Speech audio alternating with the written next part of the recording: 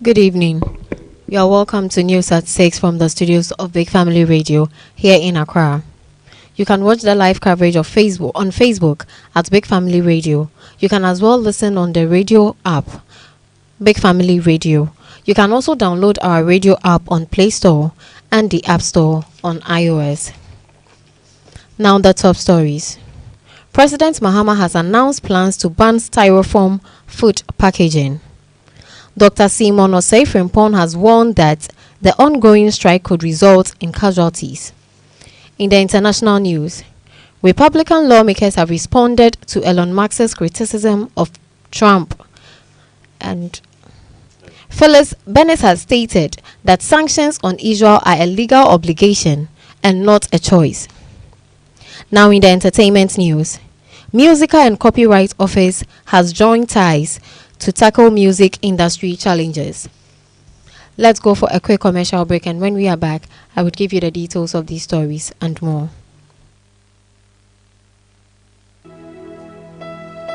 Admission. Are you looking for a computer institution with a serene atmosphere in equipping you with the ability to deepen your understanding and in-depth knowledge in computerization? Then the answer is Big Family Multimedia Institute. Our dedicated and experienced teachers are ready to provide personal attention, support, and help you bring your fusion to bear. We are located at Amasama Dobrogono, Upper Class Junction, and Santa Maria Family and Friend. For more information, contact 0555 20 80 56 0540 932 188. Website bfmnetworks.com. Email info@bfmnetwork.com. Other affiliates include Center for Trade, Big Family TV, Big Family News, Big Family Radio, Big Family Event, Big Family Multimedia Institute, KabaraInfo.com, Trustees, Okman Motors, Soko Mall, ABK TV Ghana. Enroll now and experience the difference. You are all that matters. You are welcome back. My name is Astako Siagbobli. Now the details of the story. President Mahama has officially announced the government's intention to implement a nationwide ban on the use of styrofoam as a material for food packaging, particularly in takeaway containers. In his statement, he emphasized the environmental hazards associated with styrofoam, noting its non-biodegradable nature and the growing concerns over its contribution to pollution and public health risks. He further explained that the government is actively exploring and promoting more sustainable and environmentally friendly alternatives for food packaging. This initiative is part of a broader effort to protect the environment, reduce plastic waste, and support eco-conscious practices within the food and hospitality industries. President Mahama assured the public that the transition would be managed in collaboration with stakeholders to ensure minimal disruption while advancing the country's sustainability goals. Is to ban styrofoam as a food packaging material. One of the most pernicious polluters is styrofoam plastic. When you go to buy your food and they put it in that white plastic something, and then you finish eating, you just dump it. That is one of the biggest polluters. And so we're going to ban the importation of styrofoam plastics. We have to use paper packaging or aluminium foil for packaging our food. And so I'm informing the manufacturers and importers of styrofoam with the Ministry of Environment. Soon we're going to ban the importation of styrofoam and production of styrofoam in Ghana.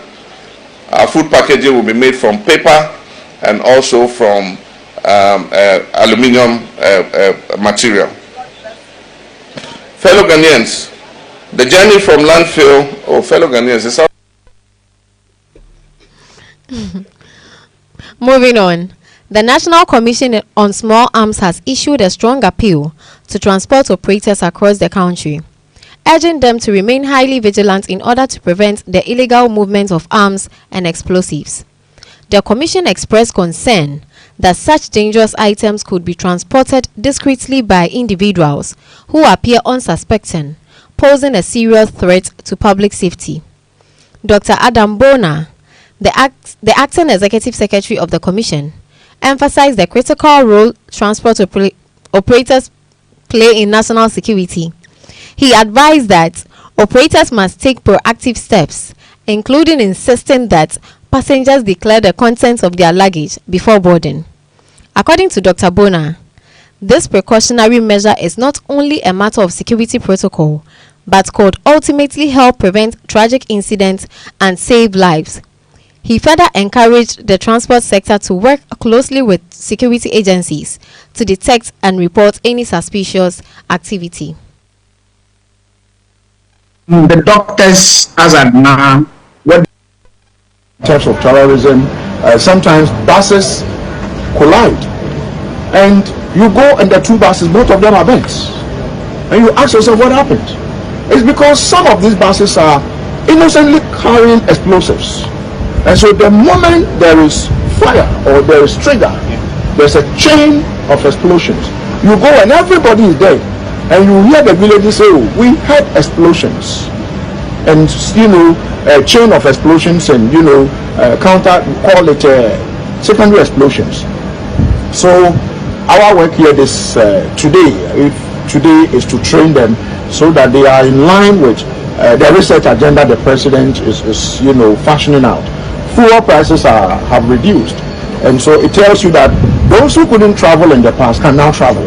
It means more people are going to be traveling than it used to be yesterday, because fuel prices are dropping. The transporters are reducing fares by 15%, and some are even doing more. And so our mandate is to ensure that we train these people so that they are their owners. They move everybody, me and you. How many of us take planes out for the train? We are still trying to develop our rail network.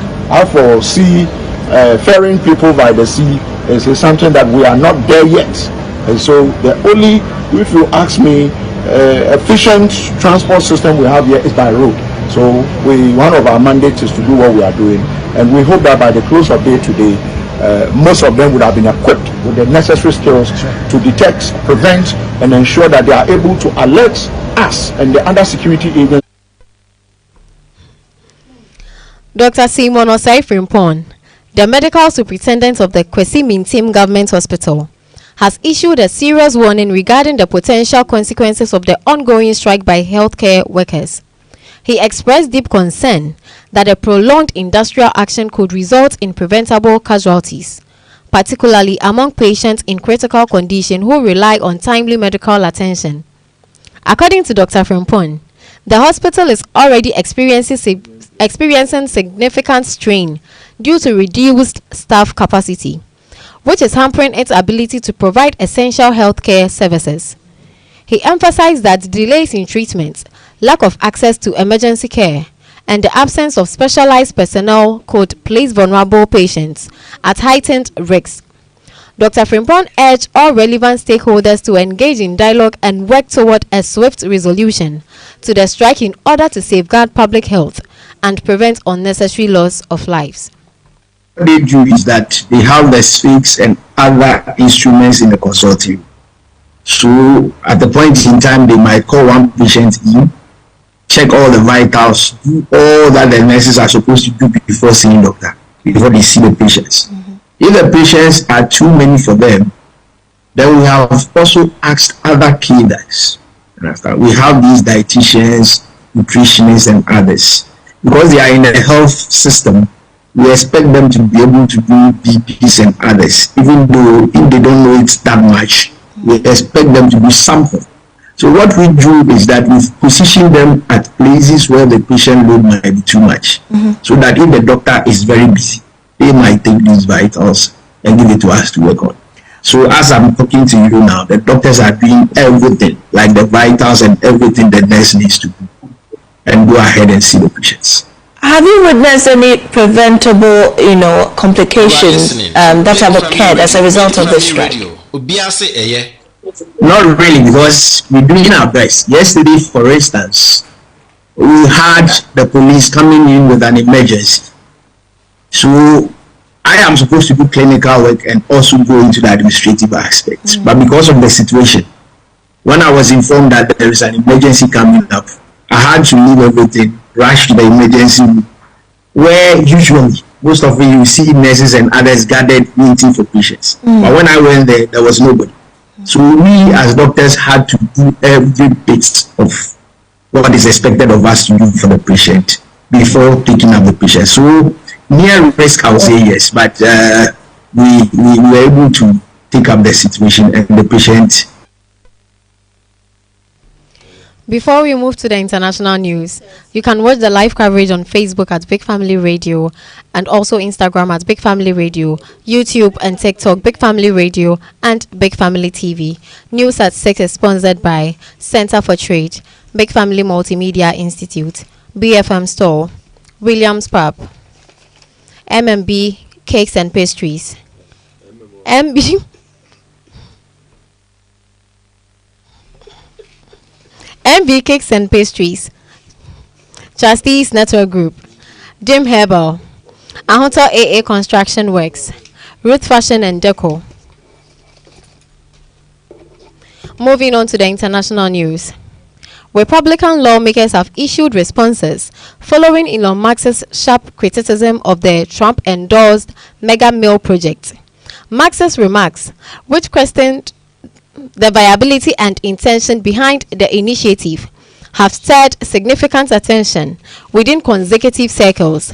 In reaction, several GOP members defended the project, emphasizing its alignment with President Trump's vision for American industrial resurgence and job creation. Others sought to downplay the rifts, suggesting that Musk's concerns stem from misunderstanding or differing priorities within the broader conservative agenda. The incident has highlighted growing tensions between influential conservative figures and the tech billionaire, as well as the complexities of political alliances in the current Republican landscape. Do you think that Musk's tweet is going to influence senators, make it harder over here for you guys to pass the bill? Well, let me say this about Elon's tweet. I wish he wouldn't sugarcoat stuff. I wish he'd just say what he thinks. Look, I think Mr. Musk, I'm a big Musk fan. I think he's really smart. I think he's entitled to his opinion. He's frustrated. I think he believes, in my judgment correctly, that we're quickly becoming debt slaves, that Congress needs to relearn the magical healing power of no. And I agree with him. Having said that, I'm not ready to throw in the towel on this bill. In terms of the criticism that Elon Musk had of the bill, does that weigh on senators? What kind of effect does that have on the ability to get this kind of bill? Well, I can't respond to generalities. I can't remember the exact words he used, but I can't respond to generalities. If you want to talk about specific provisions in the bill and solutions for it, I mean, this is somebody who has got a lot of insight into the U.S. government over the last 6 months. Give us some productive feedback that we can operate on. I can't operate on platitudes, or I can't respond to platitudes. I think their parlor game right now is to create some big rift or something. Elon Musk is a very smart guy with a lot of great thoughts. I think the Senate, as you guys have been talking to people, is very dedicated to trying to find some more savings here. So I think that that's our job right now, is to try to find more savings. I'm curious what you make of Elon Musk calling this bill an abomination. Do you think that's going to sway your colleagues at all? Big Family Radio. Everybody will look at it. Obviously, he looks at it from a different perspective than we do. We have to get something done in terms of the tax bill. It has to be redone.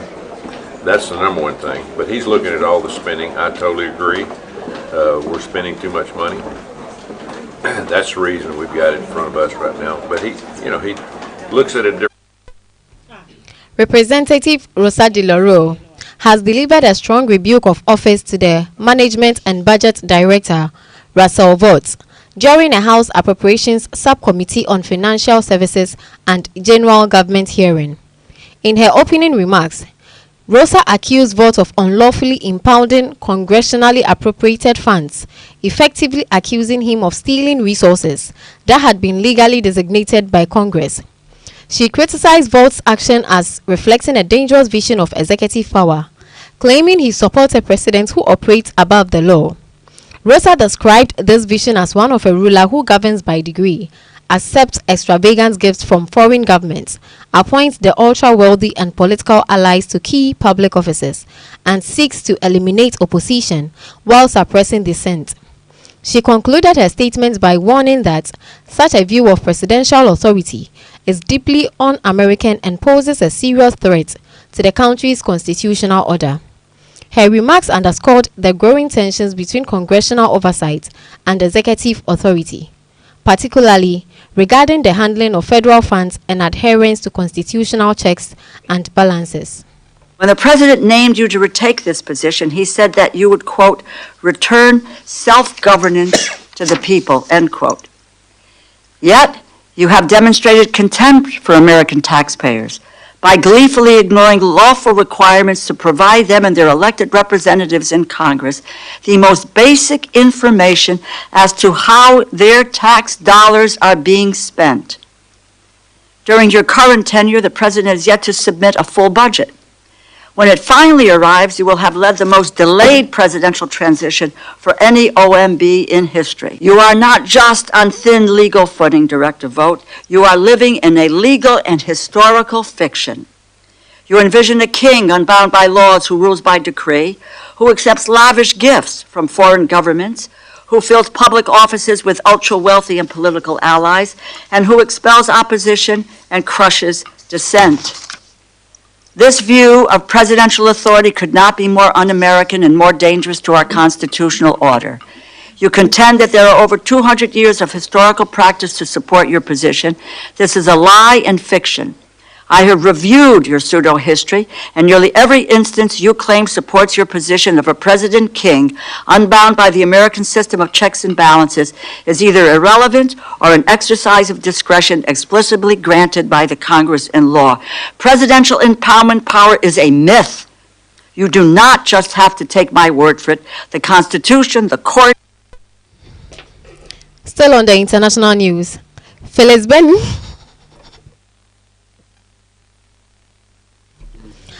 Bennis, a fellow at the Institute for Policy Studies, has emphasized that imposing sanctions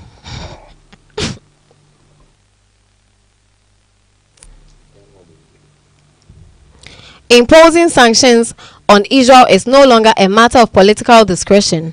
It has become a legal obligation for governments. She stated that, under international law, these sanctions are not optional measures that a government can choose to implement or ignore at will. Rather, they are required responses to ongoing violations, and states that's bound by legal responsibility to take action. Bennis underscored that the gravity of the situation necessitates a shift from voluntary political decisions to mandatory legal enforcement.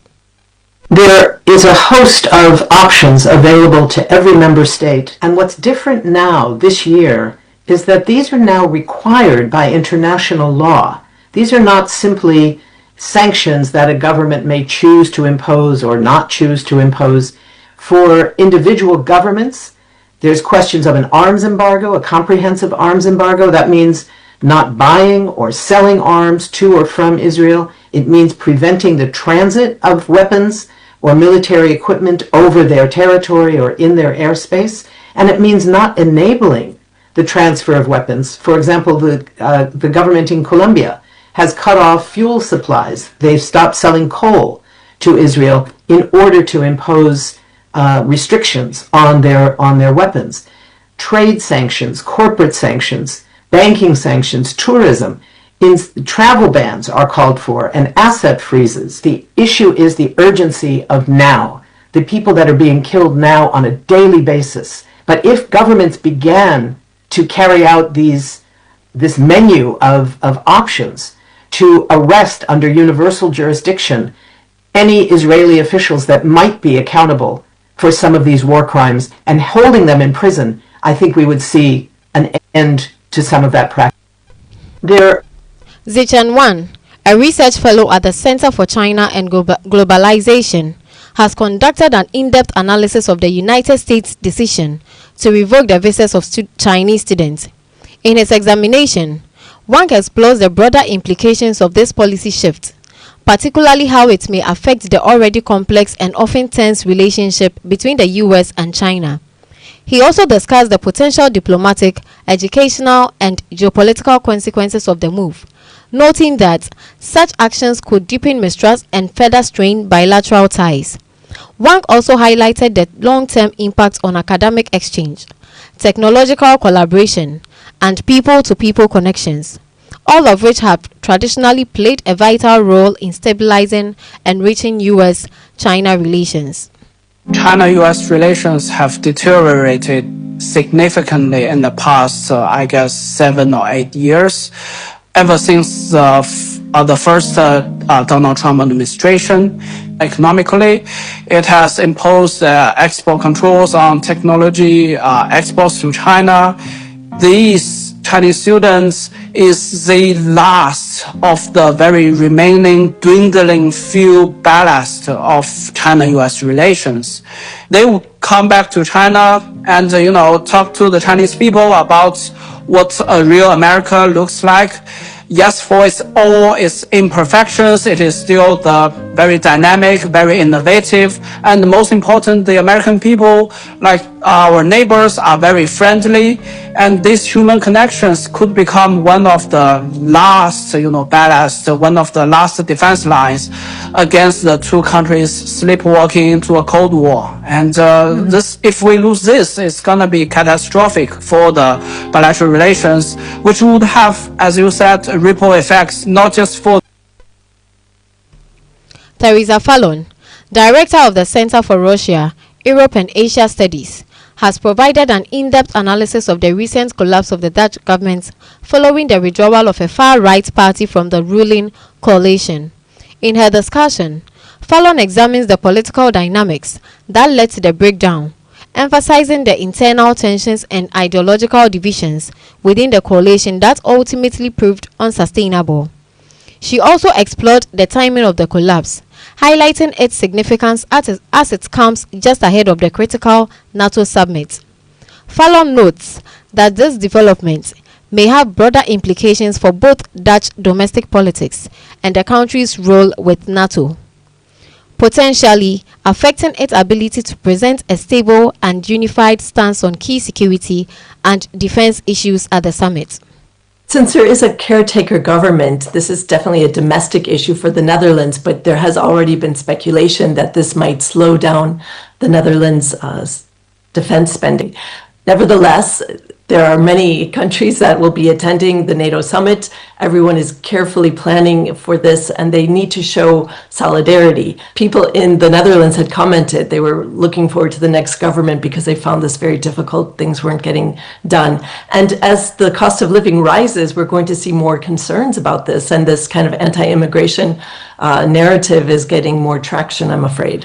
We've also seen elections in Poland, so there's more of a right-wing wave that we're seeing across Europe, probably more so in the East than in the West. So this is deeply worrying. I think that at the NATO summit, which is only taking place in about 3 weeks' time, they will try to cobble together, a group of everyone to show a good side out. Away from that story, Israel's ongoing military campaign in Gaza is significantly bolstering its arms industry, as weapons and military technologies tested during the conflict are being marketed and sold globally.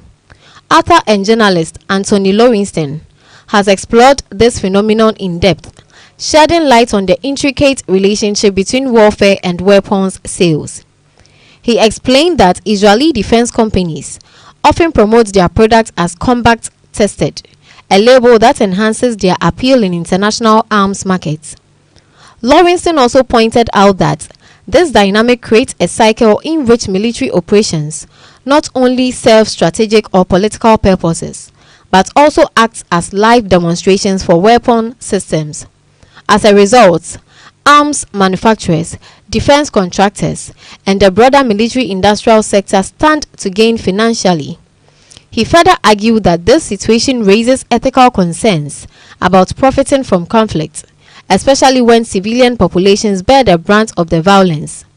Ultimately, Lowenstein's analysis highlights how war can become economically beneficial for certain sectors, even as it causes immense human suffering. I wonder if to what extent the genocide has made brand Israel a liability for partner nations. Every indication from companies like Elbit to Smart Shooter to IAI, a range of others, are posting record profits. They're selling both to the Israeli military for its genocide in Gaza and beyond, but also to other countries. And I don't really yet see many indications of that so-called appeal diminishing. It's worth saying here that, and I say this in the book extensively, the Israeli arms industry is not simply about weapons and surveillance tech. Of course, some countries want what they perceive as the best missile or the best phone hacking tool, to be sure. But Israel's also selling an idea of getting away with it, but more than that, they're selling an ideology. And as more and more nations, in fact, when I say nations, leaders in these nations, political parties, as many countries move much further to the right and the far right, we see in Germany, France, Sweden, the US, of course, under Trump, and elsewhere, a fetishization, I would say, of Israeli, not just technology. At a Senate hearing on Wednesday, Senator John Kennedy pressed Commerce Secretary Howard Lutnick on the Trump administration trade objectives, particularly in relation to tariff policies. Kennedy questioned whether the administration would be willing to lower tariffs on Vietnam if that country first reduced its tariffs on American goods, a move that would reflect a reciprocal trade approach. However, Secretary Lutnick firmly dismissed the suggestion, stating that Vietnam is currently being used as a conduit for Chinese products to enter the US market and circumvent existing tariffs. He argued that removing tariffs under such conditions would be highly unwise, calling it the silliest thing they would ever do. In response, Senator Kennedy challenged the administration's broader trade strategy, asking what exactly they were negotiating in these trade deals if they did not consider reciprocity, a standard principle in trade agreements, to be a policy goal. In his line of questioning, highlighted growing concerns over the coherence and long-term direction of U.S. trade policy under the administration.